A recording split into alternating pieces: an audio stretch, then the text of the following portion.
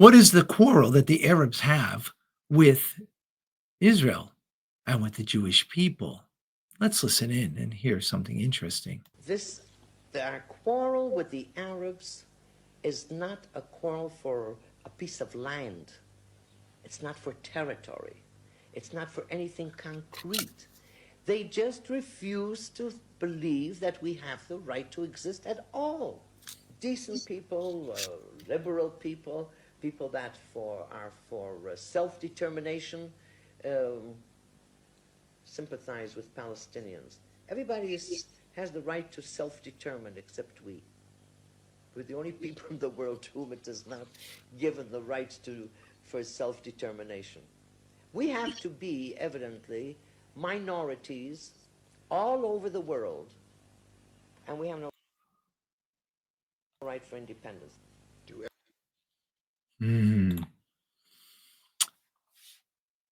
Well, I want to give you a mystical understanding.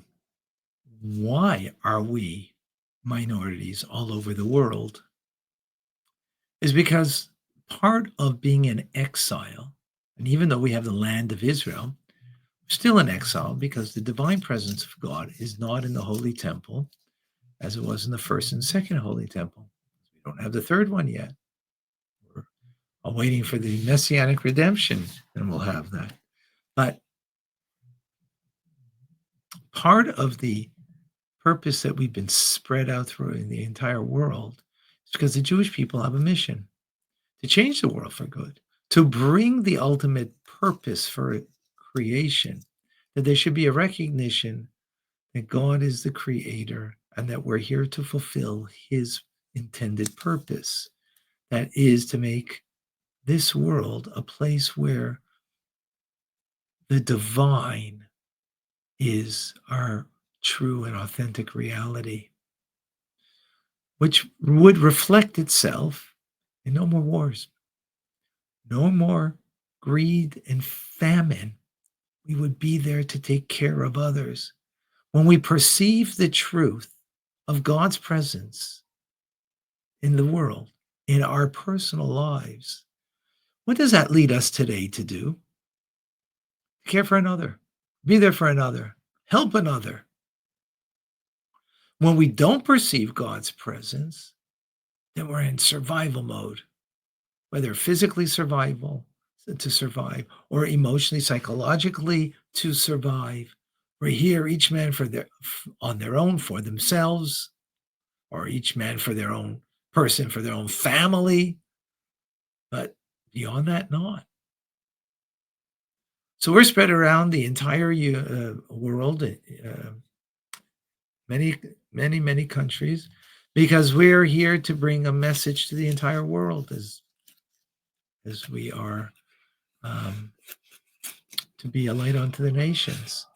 And that is, we are here to bring goodness and kindness, to bring divine light into this world by caring for another, being there for another, recognizing that God has created me with an intended purpose.